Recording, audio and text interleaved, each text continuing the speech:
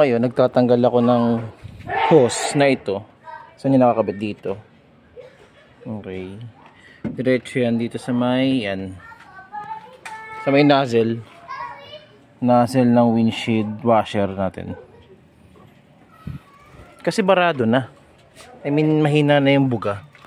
So, bala ko sanang linisin. So, tignan natin. Hinahata ko lang to. Yan. Okay. So, tapin natin. Yan. Tanggal na. So, ito na siya. Okay. Ito.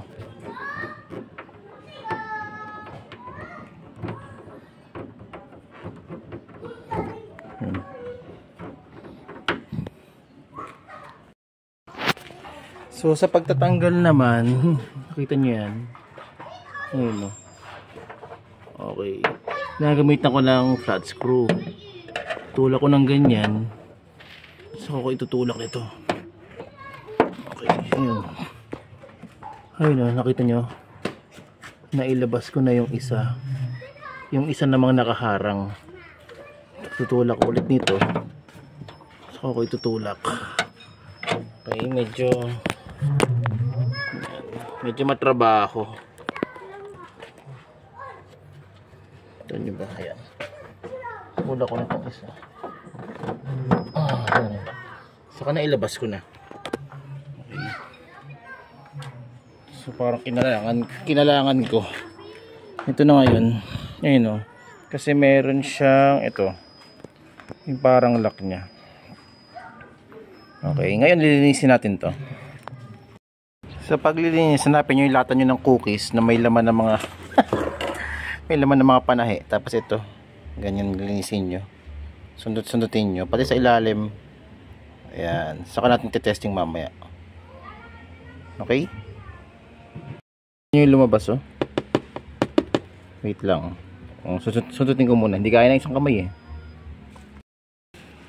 Tingnan natin. Ayun, may lumabas po. So yun yung mga nakabara. Dami oh. Next naman is kung mayroon kayo nito, meron ako nito kasi panlinis ng yun, panlinis ng bote ng anak ko dati. Wala, malaki na. So kukuskusin natin to. Okay. Natin. Okay. Susuksok mo lang yan. Ayun oh. Okay na ulit yan. Tapos ito kakabit na ulit natin. Makita nyo may mainit na tubig.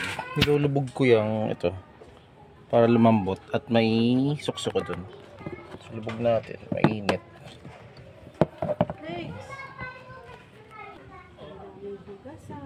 Hug!